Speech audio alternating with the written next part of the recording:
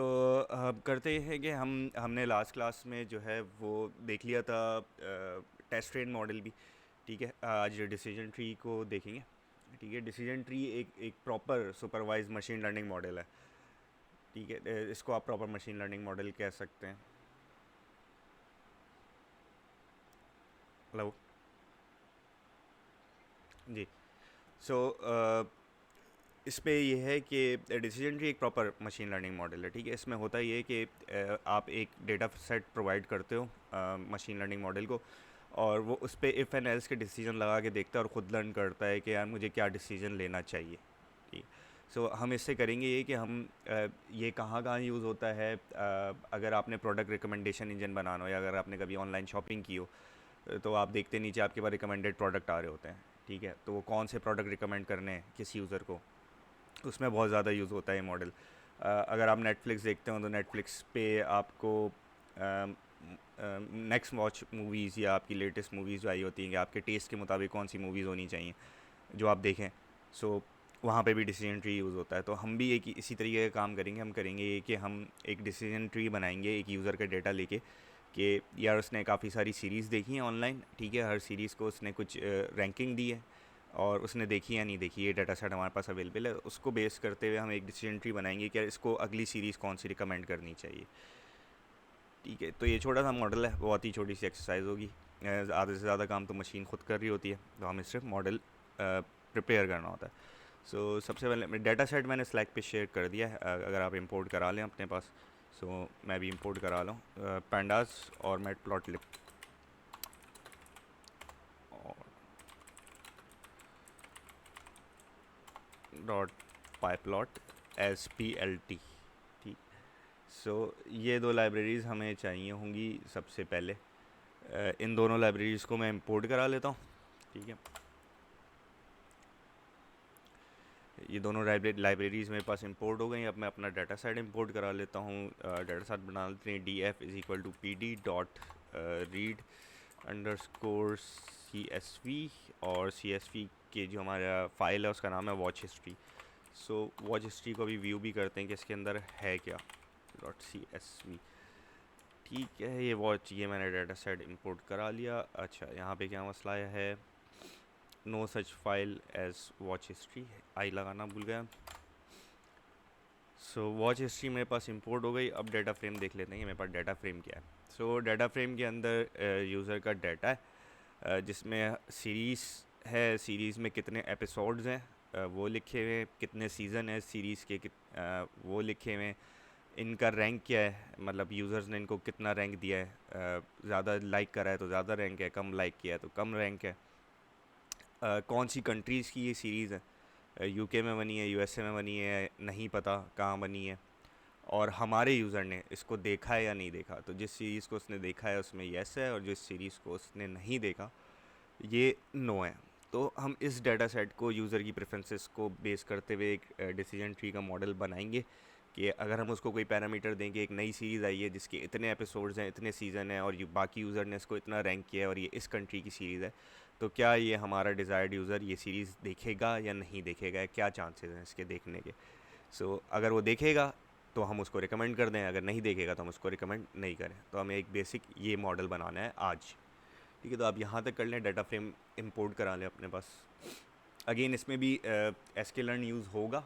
Since sklearn use होगा तो I don't think so कि आप इसको कोलैब पे कर पाएंगे। यू नीड ऑफलाइन, आपके पास अपनी पाइथन की डिस्ट्रीब्यूशन होनी चाहिए इस एक्सरसाइज को करने के लिए।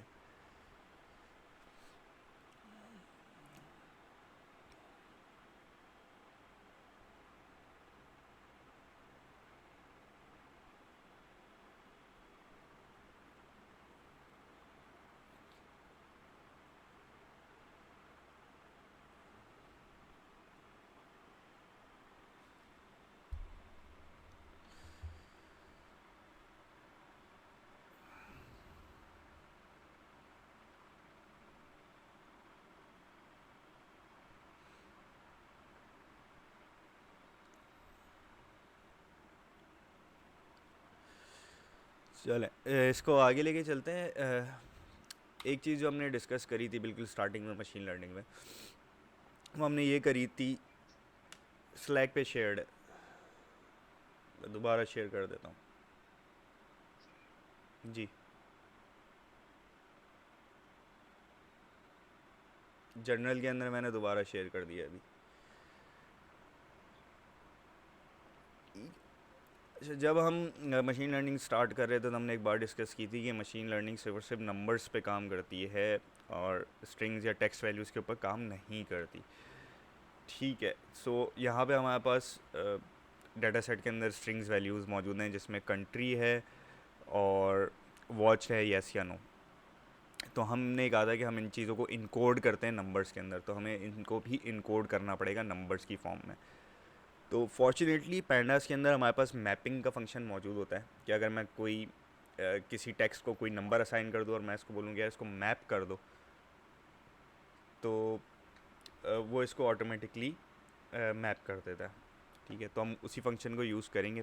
सबसे पहले कंट्रीज़ मैप करा लेते हैं, तो उसके लिए मुझे एक लिस्ट बनानी पड़ेगी या डिक्शनरी बनानी पड़ेगी। सो मैं एक डिक्शनरी बनाता हूँ। मैंने कहा अगर यूके हो तो उसको ज़ीरो नंबर दे दो, अगर यूएस से हो तो उसको वन दे दो, और अगर एन हो या कोई भी ना हो तो इसको टू दे दो। ठीक है, सो ये मेरी एक डिक्शनरी बन गई। अब इसको मैप कराना है। ठीक है, सो डाटा फ्रेम डीएफ है हमारा, इसके अंदर कॉलम जो है वो है कंट्री का। ठीक है, सो CUNTRY कंट्री का हमारे पास कॉलम है। मैंने कहा इस कंट्री के कॉलम को चेंज कर दो, दोबारा df.country, और इस बार इसको मैप करा दो। मैप कहाँ से कराओ, डॉट मैप, डी में जो मैंने डिक्शनरी सेव करी है उसके हिसाब से इसको मैप करा दो। ठीक है, तो ये सिंपल सा काम करना है मुझे। अच्छा, अब ये क्या कह रहा है, कंट्री नहीं है, यानी कि यहाँ पे कोई ना कोई मसला हुआ है, ये ज़ीरो एक्स्ट्रा आ गया था। सो अब इसने मैप कर दिया। अब अगर मैं अपना डेटा फ्रेम दोबारा देखूँ तो मेरा डेटा फ्रेम चेंज हो गया होगा। जहाँ जहाँ यूके आ रहा था, तो जहाँ जैसे यूके आ रहा है, पहले ही यूके आ रहा था वहाँ इसने ज़ीरो कर दिया, जहाँ यूएस से आ रहा था वहाँ वन कर दिया, और जहाँ कुछ भी नहीं आ रहा था उसको टू कर दिया। सो ये कमांड भी मैं सेलेक्ट पे पेस्ट कर रहा हूँ, आप मैप करा लें।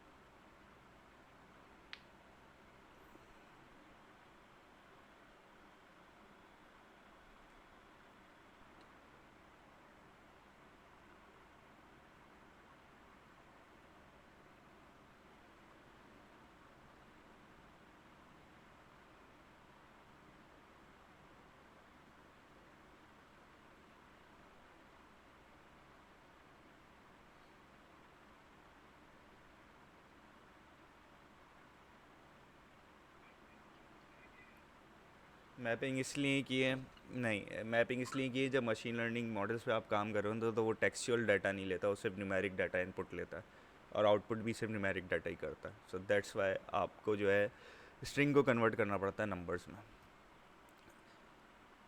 सो हमने कंट्री, जी हमने रिप्लेस कर दिया हम, जी। इसी तरीके से अब हमें येस और नो को भी रिप्लेस करना है। ठीक है, सो अगेन एक नई डिक्शनरी बना लेते हैं। दोबारा मैं डी के नाम से ही बना रहा हूँ, आप कुछ भी नाम रख सकते हैं। सो डी में मैंने कहा कि अगर येस हो तो इसको कर दे वन, और अगर नो हो तो इसको कर दे ज़ीरो। अगेन डाटा फ्रेम का कौन सा कॉलम हमें चेंज करना है, हमें वॉच्ड का कॉलम चेंज करना है, और किससे चेंज करना है, अगेन df.watch लो और इसको मैप कर दें डी से। ठीक, इसको रन करेंगे, दोबारा df देख लेते हैं। सो अब मेरा वॉच्ड कॉलम भी रीनेम हो गया है, येस और नो जो है मेरे कन्वर्ट हो गए ज़ीरो पे। ज़ीरो मीन्स नो और ones means yes. So now मेरा जो डाटा सेट है वो रेडी हो चुका है। ठीक है, सो डिसीजन ट्री के अंदर होता क्या है, डिसीजन ट्री के अंदर एक कॉलम या एक वैल्यू ऐसी होती है जो कि आपका रिज़ल्ट होता है, और बाकी के तमाम पैरामीटर्स या वेरिएबल्स जो हैं वो फीचर्स कहलाते हैं। ठीक है, सो वही डिपेंडेंट और इंडिपेंडेंट वेरिएबल। सो वॉच्ड एक डिपेंडेंट वेरिएबल है जो कि इन 4 इंडिपेंडेंट वेरिएबल्स के ऊपर बेस कर रहा है, एपिसोड, सीज़न, रैंक और कंट्री। तो इसमें जो इंडिपेंडेंट वेरिएबल्स हैं ये कहलाएंगे फीचर्स। ठीक है, तो मैं अपने डाटा सेट को अब ब्रेक कर रहा हूँ दो चीज़ों में, एक्स और वाई। एक्स जो है वो फीचर्स है और वाई जो है मेरा प्रिडिक्शन है। ठीक है, सो मैंने का एक फीचर्स का नया डीएफ बना लो। इसमें आप डालो एपिसोड्स, एपिसोड्स के बाद आप डालो सीज़न, सीज़न के बाद आप डालो रैंक, और रैंक के बाद आप डालो कंट्री। ये मेरे फीचर्स हो गए। ठीक है, देख लेते। फीचर्स इज़ नॉट डिफाइंड, यहाँ पे इज़ इक्वल टू डालना भूल गए। सो ये मेरे फीचर्स का डाटा सेट आ गया। फीचर्स को एक दफ़ा देख भी लेते कि क्या है। So this is features. अब देखा जी,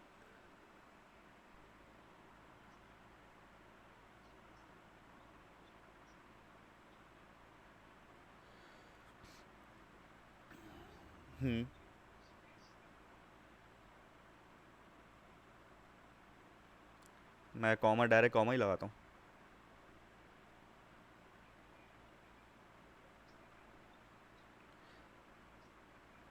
हाँ, उसके बाद मैं एरो की दबाता हूँ, एरो की से राइट करके फिर कॉमा लगाता हूँ, एरो की से राइट करता हूँ फिर कॉमा लगाता हूँ।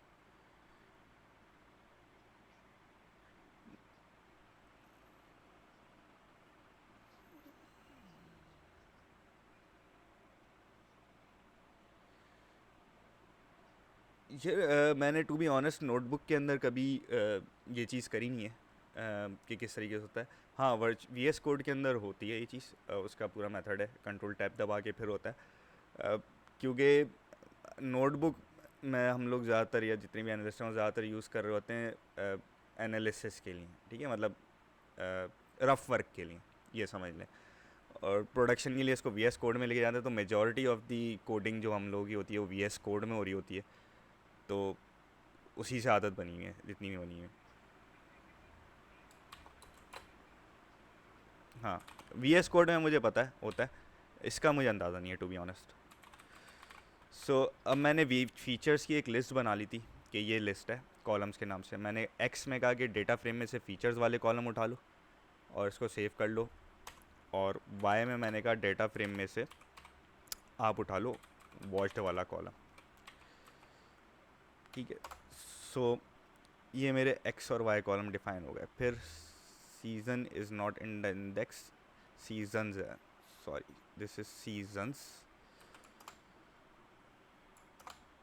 सो now my X and Y are defined. मैं अगर देखना चाहूँ तो मैं देख सकता हूँ कि एक्स में क्या है और वाई में क्या है। सो प्रिंट एक्स कर लूँगा तो ये मेरे सारे जो वो फीचर्स वाले डाटा सेट था वो एक्स के अंदर है। इसी तरीके से अगर मैं प्रिंट वाई कर लूँ तो जो भी मेरे रिजल्ट्स थे कि उसने देखा है या नहीं देखा, ये वाई में कन्वर्ट सेव्ड है।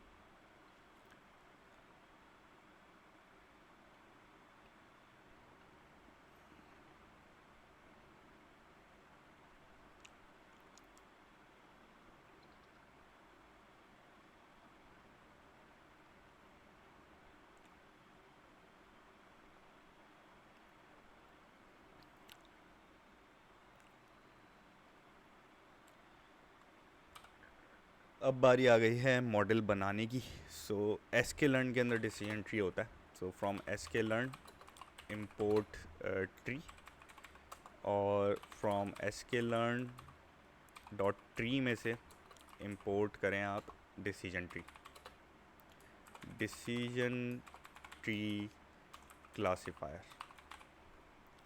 ठीक है, ये दो चीज़ें हमें इंपोर्ट करानी होती हैं डिसीजन ट्री बनाने के लिए। ये भी मैं सेलेक्ट पे पेस्ट कर रहा हूँ। अगर आपके पास स्पेलिंग मिस्टेक वगैरह आ रही हो तो आप वहाँ से कॉपी कर सकते हैं।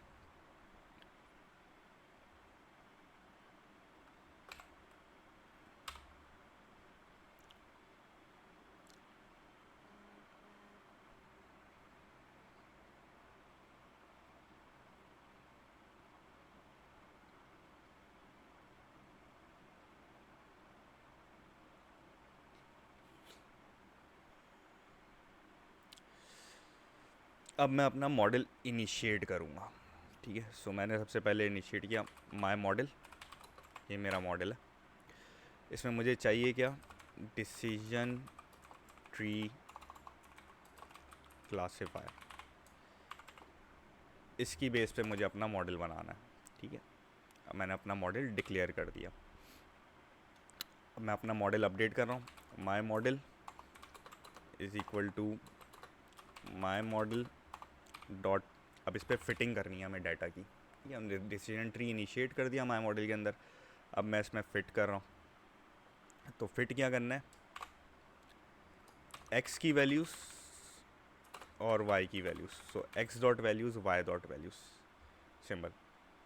इसको मैं कंट्रोल एंटर दबाऊँगा, मेरा मॉडल बन गया। सो ऑटोमेटिकली उसने डिसीजन ट्री बना दिया कंप्यूटर ने अपने पास, सिर्फ ये 2 कमांड्स लिखने से। ये भी मैं कॉपी पेस्ट कर रहा हूँ स्लैक पे।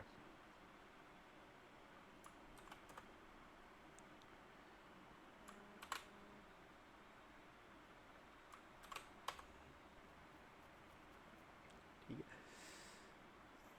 अब जिस तरीके से हम कर्व्स और बाकी चीज़ें प्लॉट करवाते थे और देखते थे कि यार हमारा डाटा सही बैठा ही नहीं बैठा, अगर आपको डिसीजन ट्री प्लॉट करवाना है, अगर करवाना है, तो इस तरीके से प्लॉट होता है कि ट्री जो हमने इंपोर्ट किया था, ट्री के अपने अंदर एक मेथड होता है प्लॉट ट्री का।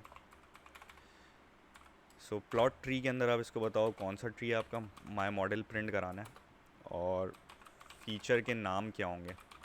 सो फीचर के नाम हमने फीचर में ही सेव किए थे। ठीक है, माय मॉडल स्पेलिंग ही गलत होती रहती है मेरे पास, माय मॉडल। सो ये मेरा डिसीजन ट्री बन चुका है।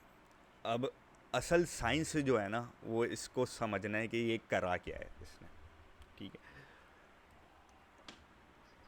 हाँ ये कॉम्प्लेक्स सी चीज़ लग रही है, लेकिन अगर आप इसको समझ लें कि ये कर क्या रहा है तो बहुत आसान है। ठीक है, अच्छा, इस हर डब बॉक्स के नीचे ना 2 एरो होते हैं।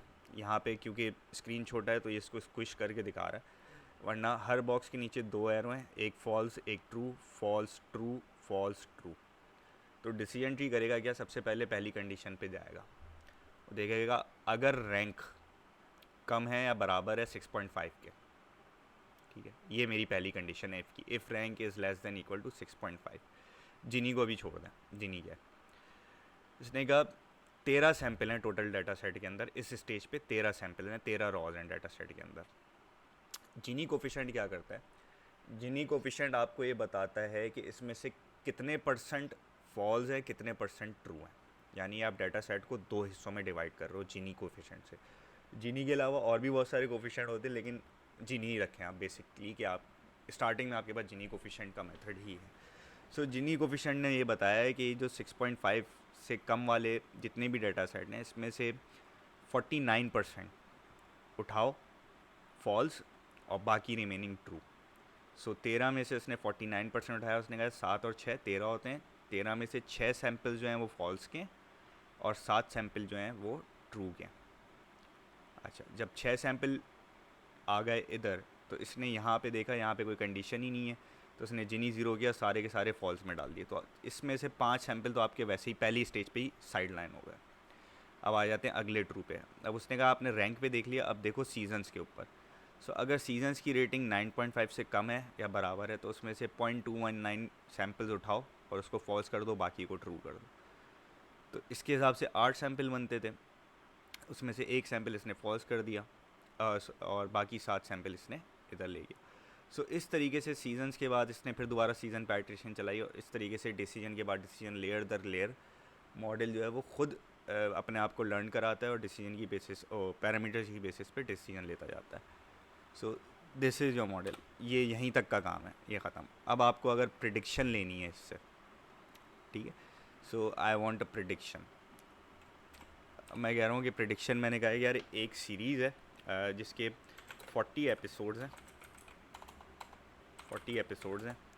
ठीक है, ये अमेरिकन है यानी यूएसए की सीरीज़ है, और इसको इसके 10 सीज़न हैं, और इसको बाकी यूज़र ने 7th रैंक दिया है। सो क्या इन इस डाटा सेट पे हमारा जो यूज़र है वो ये सीरीज़ देखेगा या नहीं देखेगा, ये प्रिडिक्ट करके बताओ। ठीक। अब अब प्रिडिक्शन इससे लेनी है तो आप एक चीज़ ध्यान में रखें कि हमारे पास सीक्वेंस क्या थी, जिस सीक्वेंस में हमने इसको डेटा सेट दिया था, एपिसोड, सीज़न, रैंक, कंट्री। ठीक है। सो हमें अपना डाटा सेट भी जो नया डाटा सेट हमें दे रहे हैं वो भी हमें इसको इस तरीके से देना पड़ेगा। तो सबसे पहले आएंगे एपिसोड्स, 40 थे। फिर आएंगे एपिसोड्स के बाद हमारे पास आता है सीज़न। सो एपिसोड, सीज़न, सो सीज़न यहाँ पे हैं 10। उसके बाद आता है रैंक, तो हमने कहा 7th रैंक है। और कंट्री इज़ यूएसए, तो यूएसए को अगर आप याद करें तो हमने एक कोड दिया था, यूएसए इज़ 1। ठीक है। सो फॉर यूएसए 1, ये मेरा डाटा है जो मुझे अपने मॉडल को पास ऑन कराना है। तो इसकी बेसिस पे मुझे प्रिडिक्शन निकाल के देगा। ठीक है। सो मैंने कहा प्रिंट कर दो माय मॉडल में से प्रिडिक्शन। ठीक है, प्रिडिक्ट करो। अब मुझे इसको पास ऑन करनी है लिस्ट। सो लिस्ट मेरी वही है 40, 10, 7, 1। ठीक है। सो मेरे मॉडल ने मुझे प्रिडिक्शन दी 0। और 0 हमने किस पे कोड किया था? 0 हमने कोड किया था 9 पे। तो इसके मुताबिक हमारा जो यूज़र है वो इस सीरीज़ को पसंद नहीं करेगा। ठीक है। सो आप इसको रिकमेंड ना करें। सिमिलरली आप कोई और डाटा सेट दे के देख लो इसको। आप दे दो 20 और इसके 15 सीज़न है, रैंक जो है वो 9 दिया हुआ है, और कंट्री जो है वो यूएस है। सो क्या अब देखेगा? सो आपको बता रहा है यस, ये वाली सीरीज़ देख लेगा। सो इस तरीके से अब आपका जो प्रोग्रामर होगा, आपने मॉडल बना के दे दिया अपनी सॉफ्टवेयर डेवलपमेंट टीम को, सॉफ्टवेयर डेवलपमेंट टीम आपके मॉडल में वैल्यू पास ऑन करेगी, वहाँ से डिसीजन लेगी, उसको डी कोड कर लेगी। 1 मीन्स यस, तो उसको वो रिकमेंड कर देगी। सो this is the simplest form of decision tree. और इसका रियल वर्ल्ड यूज़ केस जैसे मैंने आपको बताया वो हमारे पास प्रोडक्ट रिकमेंडर या मूवी रिकमेंडर या कुछ भी इस तरह की चीज़ बन सकती है।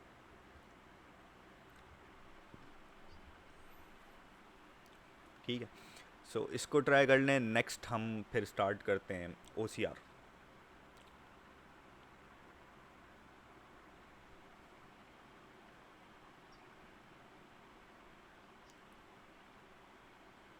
हाँ, चलें। कोई मसला नहीं, आप फिर इसको बाद में ट्राई कर लीजिएगा। वीडियोस और नोट्स तो शेयर्ड होंगे। अच्छा, अब स्टार्ट करते हैं OCR भी बहुत सिंपल है। OCR से सिंपल कोई एक्सरसाइज नहीं है मेरी नज़र में। हाँ। सो अच्छा, OCR के लिए आपको लाइब्रेरीज चाहिए होती हैं। ठीक है। और वो लाइब्रेरीज लेती हैं टाइम इंस्टॉल होने में, बड़ी लाइब्रेरीज हैं। सो मैं यहाँ पे सिर्फ कमांड्स लिख रहा हूँ, आप अपने पास इंस्टॉल कर लिएगा। सबसे पहले आपको चाहिए होती है ओपन CV पाइथन में। उसके बाद आपको चाहिए होती है पैडल, और उसके बाद आपको चाहिए होता है पैडल OCR। सो ये 3 लाइब्रेरीज़ होती हैं जो आपको पैडल OCR इंस्टॉल करने की ज़रूरत है। बाकी ऑलरेडी हमारे पास इंस्टॉल्ड है। ठीक है। अगेन अगर आप कोलैब पे कर रहे हैं तो आई डोंट थिंक कि आप इसको फॉलो कर पाएंगे। इस लाइन के बाद से आप फॉलो नहीं कर पाएंगे इसको। सो आप देख लें, प्रोसेस देख लें, बहुत सिंपल है किस तरीके से होता है। सो सबसे पहले फ्रॉम पैडल OCR से आप इंपोर्ट करा लो पैडल OCR। उसके बाद CV2 को इंपोर्ट करा लें। CV2 जो है वो पाइथन की एक इमेज प्रोसेसिंग की लाइब्रेरी है। उसके बाद हम मैटप्लॉटलिब भी इंपोर्ट करा लेते हैं। अब इंटरेस्टिंग चीज़ ये है कि हम तस्वीर को प्लॉट करवाएंगे PLT। ठीक है, ये हमने इंपोर्ट करा लिया। अब ये हैवी मॉडल्स हैं या हैवी लाइब्रेरीज़ हैं, तो जब तक ये स्टार ख़त्म नहीं होगा हम आगे नहीं चलेंगे। सो पाइथन बैकग्राउंड पे इन लाइब्रेरीज़ को लोड कर रहा है और पाइथन ने लोड कर लिया। स्लैक पे मैं एक तस्वीर पास ऑन कर रहा हूँ जिसके ऊपर हम OCR चलाएंगे। ठीक है, ये एक रिसिप्ट की तस्वीर है और हम ये देखेंगे कि यार ये रिसिप्ट ये पढ़ पा रहा है या नहीं पढ़ पा रहा।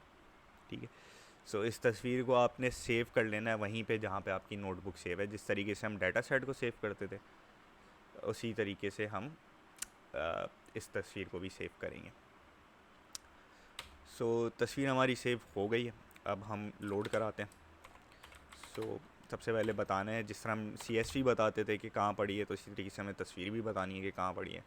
सो हमने इसको बता दिया receipt.png के नाम से, नोटबुक के अंदर ही हमारी नोटबुक वाले फ़ोल्डर के अंदर ये एक फ़ाइल पड़ी है। सो अब ये तस्वीर ओपन करवानी है, तो हम PD read CSV करते थे, तो यहाँ पे img is equal to CV2 im read, image read कर लो, और इमेज पाथ पे ये तस्वीर पड़ी हुई है। और चेक करने के लिए कि ये आ गई है हमारे पास, तो हम इसको PLT शो करा लेते हैं। सो अगर ये तस्वीर लोड हो गई होगी तो इसको प्रिंट कर देगा। सो इमेज पाथ यहाँ पे गड़बड़ है, so this is image path. क्या मसला आ रहा है भाई? The value of even more than one element is use any or all. So image path receipt.png cm im read img path PLT dot show नहीं होगा, im शो होगा। सो ये तस्वीर जो हमारी थी, जो सेव करी हुई थी हमने पाइथन की नोटबुक में, वह हमारे पास पाइथन नोटबुक के अंदर खुल के आ गई है। अच्छा, कोड भी मैंने स्लैक पे पेस्ट कर दिया। ठीक, सो अब हमें ऑन करवाना है अपना OCR का कंपोनेंट। सो वो सिर्फ एक लाइन, एक कमांड से ऑन हो जाता है। So OCR is equal to Paddle OCR। ठीक है, और एक फर्दर आर्ग्यूमेंट मैं इसको पास ऑन करा रहा हूँ, अगर आप करवाना चाहें तो करवा दें, नहीं करवाना चाहें तो नहीं करवाएं। This is angle classification is equal to true. So angle classification क्या करेगी, अगर आपकी तस्वीर टेढ़ी मेढ़ी भी है तो ये उसको भी रीड कर लेगा। सो मैं आइडियली एंगल क्लासिफिकेशन ट्रू करके ही पेडल OCR ऑन करता हूँ। सो अब मैं इसको रन करूँगा और अब ये लेगा टाइम। ठीक है, सो ये अब लोड कर रहा है, इसने अपने पास जो मॉडल है वो उठा रहा है और अपनी मेमोरी में लेके आ रहा है। सो अब मेरे पास स्टार ख़त्म हो गया है, तो दैट मीन्स कि ये मॉडल उठ के आ गया। जब आप पहली बार रन करेंगे तो ये मॉडल इंस्टॉल भी होगा, काफ़ी सारी चीज़ें चलेंगी, बार्स आ रही होंगी बहुत सारी, तो उससे परेशान मत होइएगा, it take times to load. मेरा OCR डिफ़ाइन हो गया, मेरा OCR चल गया। अब मुझे करानी है image reading. So image reading के लिए सिंपल सी चीज़ है कि इसको मैं सबसे पहले रिज़ल्ट्स में सेव कर लेता हूँ, जो भी रिज़ल्ट आएगा।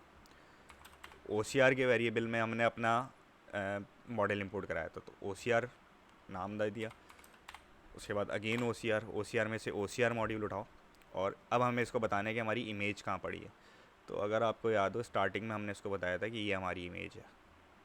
ठीक है, सो हम इसको बता देंगे इमेज पाथ।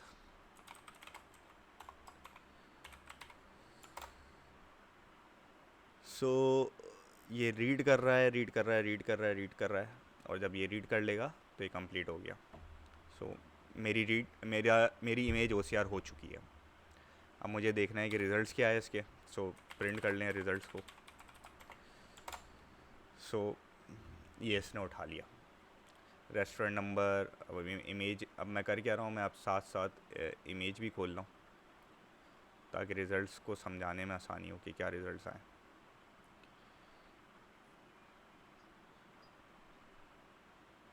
ये हमने बताया इसको, यहाँ पे हमने कहा रिज़ल्ट्स का एक वेरिएबल बनाओ और ये इमेज का पाथ है और ये इमेज रीड कर लो। उसके बाद हमने रिज़ल्ट्स प्रिंट करवा दिए, तो उसने रिज़ल्ट्स हमें दे दिए।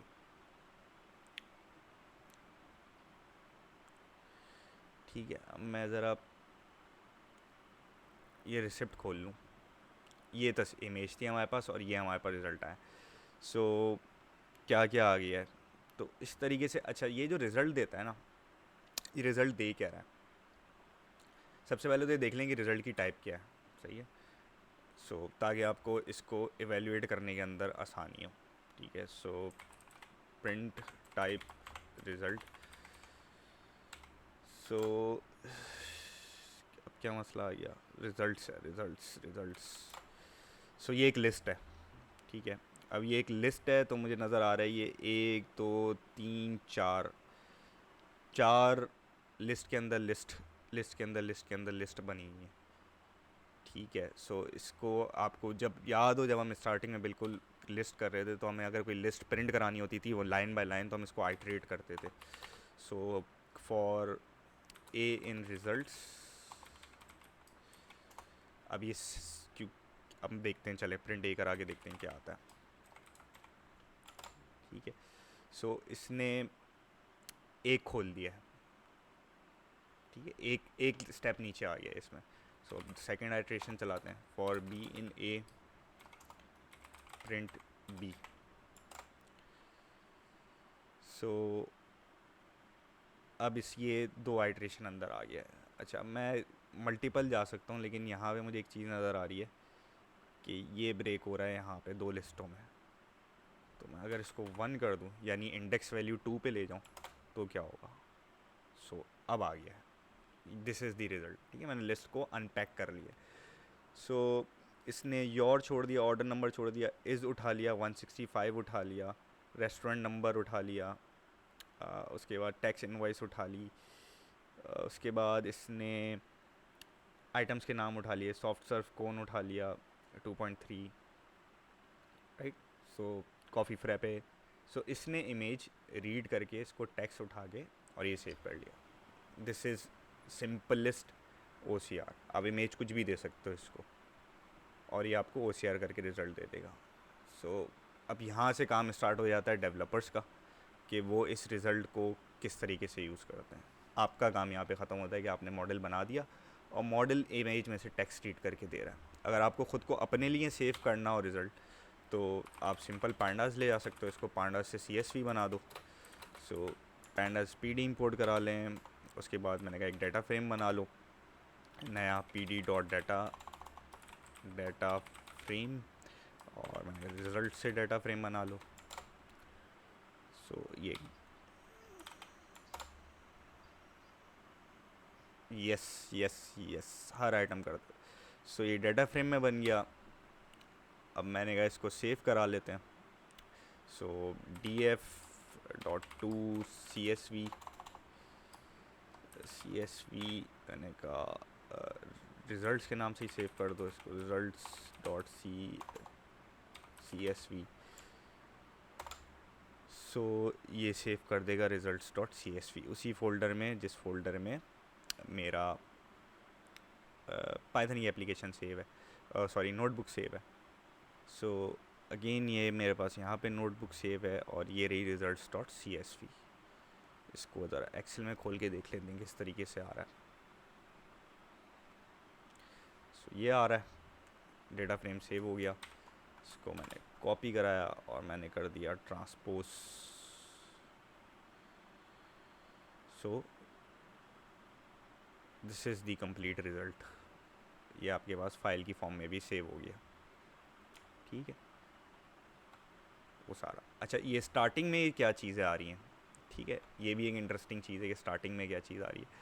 सो स्टार्टिंग के अंदर आ रहा है उस टेक्स्ट की लोकेशन जो इसने सर्च करा है, ठीक है। सो अगर ये कह रहा है डॉट इज़, तो डॉट इज़ के करीब इसने एक स्क्वायर बॉक्स बनाया है और पिक्सल्स के अंदर उसकी वैल्यूज़ ये हैं कि स्टार्टिंग 00 पिक्सल से वो 477103 नीचे आए, उसके बाद 561 और 098 नीचे आए, उसके बाद ये बाहर जाएँ, फिर ऊपर जाएँ, फिर ऊपर जाएँ। तो इसने 4 कोऑर्डिनेट दे दिए और इस कोऑर्डिनेट की बेसिस पे इसने बता दिया है कि यहाँ पे जो टेक्स्ट है वो इज़ है, नंबर 1। नंबर 2, इसके बाद क्या चीज़ आ रही है, ये 0.744। सो this is the confidence level कि इसको ये कितना कॉन्फिडेंट है मॉडल कि इसने सही टेक्स्ट प्रिडिक्ट किया है। सो कह रहा है इस पे ये 74% कॉन्फिडेंट है, 165 पे ये 99% कॉन्फिडेंट है। सो ऑन 165 पे 99% कॉन्फिडेंट है। ईमेल जो इसने पकड़ी है इस पे ये 95% कॉन्फिडेंट है, ठीक है। So this is how your OCR thing works. आप इसको कोई भी इमेज देख सकते हैं।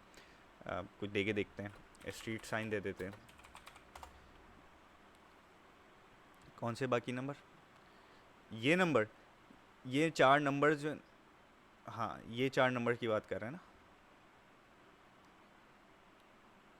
हाँ, ये कोऑर्डिनेट हैं कि अगर मैं सपोज़ मैं 165 के नंबर पे जाऊँ, तो 165 के इर्द गिर्द अगर आप एक स्क्वायर बॉक्स बना दें, तो ये उस स्क्वायर बॉक्स के 4 कोऑर्डिनेट हैं कि ये कहाँ से स्टार्ट होगा और कहाँ पे ख़त्म होगा। तो इसने एरिया आइडेंटिफाई किया है कि इतने पिक्सल नंबर पे एक स्क्वायर बॉक्स है, उसके अंदर 165 का नंबर। तो ये आपको लोकेशन भी बताता है इमेज के ऊपर कि इमेज में इसने कहाँ से पकड़ा है। ठीक है, इसी तरीके से हम्म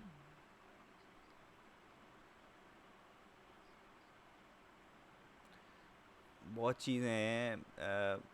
हमने जो है वो हमने NIC उठा ली है। हमने NIC से डाटा उठा, अगर किसी की NIC की तस्वीर है तो हम उससे डाटा उठा के उसको कस्टमर वेरिफिकेशन कर लेते हैं। सो सो अब जैसे ये एक इमेज है, ठीक है, इस इमेज को सेव कर लेते हैं स्ट्रीट के नाम से।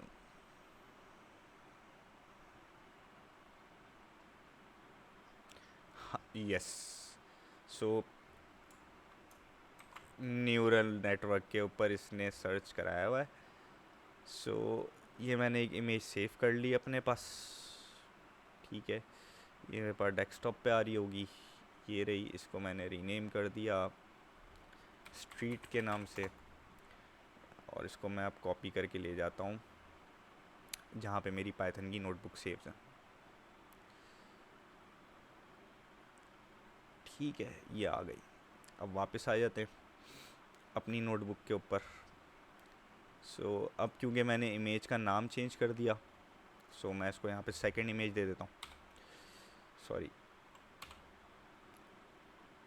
सो मैंने कहा img2 इज़ इक्वल टू, इसका नाम था street.png।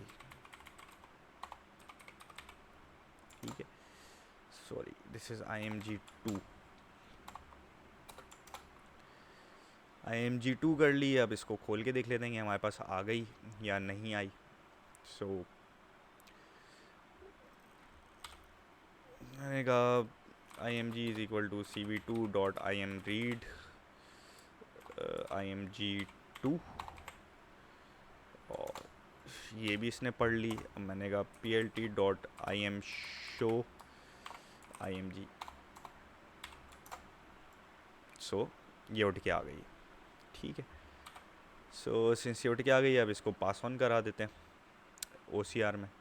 So again results is equal to OCR.OCR, और पाथ हमारा था img2 का।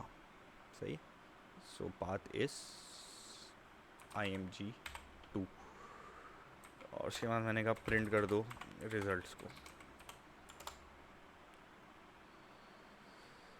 सो ये इसने उठा लिया। अब ये क्या क्या उठा रहा है, इसने बहुत कुछ उठा लिया।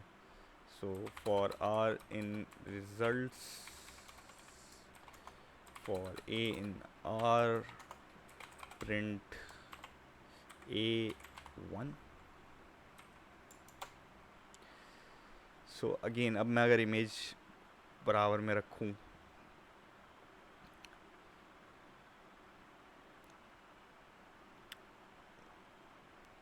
ये इमेज थी मेरी। ठीक है, और अब अगर रिजल्ट्स को टैली करें कि क्या क्या उठा रहा है, तो इसने ये वाला वन वे भी उठा लिया है, इसने वेस्ट 31st स्ट्रीट भी उठा लिया है, इसने ये नंबर भी उठा लिए हैं जो हमें नज़र भी नहीं आ रहे, इसने 7th एवेन्यू भी उठा लिया है, इसने फैशन एवेन्यू। सो आप ये एनालाइज करें कि कितनी स्क्यूड इमेज थी ये। ठीक है, टेक्स्ट कितना ज़्यादा स्क्यूड था, उसके बावजूद ये तकरीबन 98, 98, 95%, 89% कॉन्फिडेंस लेवल के साथ ये चीज़ें आपको रीड करके दे रहा है। सो बहुत रोबस्ट है, पैडल बहुत ज़्यादा रोबस्ट सिस्टम है। So if you want to use it in your projects, use करें। मुझे तो बहुत मज़ा आता है पैडल को यूज़ करने में। इवन आप इससे डॉक्यूमेंट भी रीड करा सकते हैं, आप इसको पीडीएफ भी रीड करवा सकते हैं। आप एक पीडीएफ की तस्वीर, जो आपके पीडीएफ डॉक्यूमेंट है उसकी तस्वीर खींच के उसको पास ऑन करा दें, डॉक्यूमेंट रीड करके दे देगा।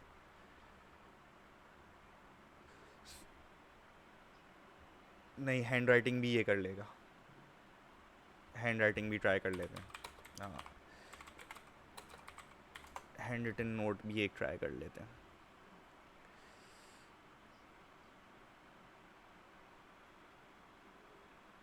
फिर आपको न्यूरल नेट डिफाइन करना पड़ेगा। फिर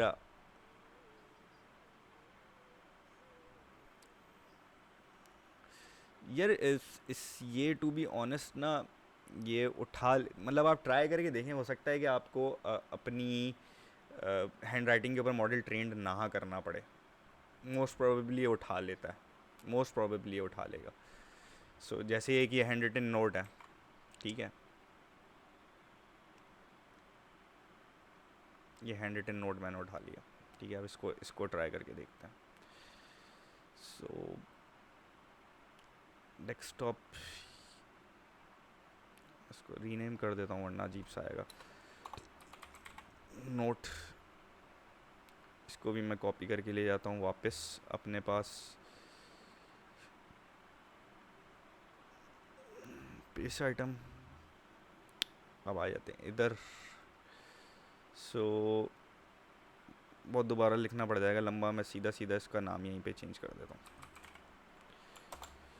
ठीक है। I am read, I am show, ये नोट इसने उठा लिया।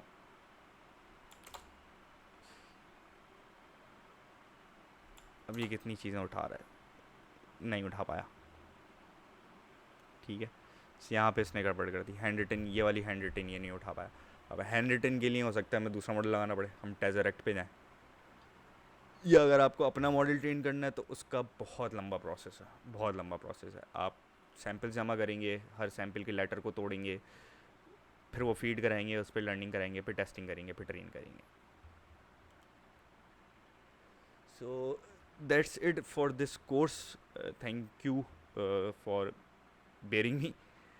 बाकी आप मुझे लिंक्डइन पे कनेक्ट कर लें, ईमेल एड्रेस मेरा आपके पास है, फ़ोन नंबर मेरे आपके पास है। कोई सवालात हों या कोई जवाबात हों, so I will be always be available.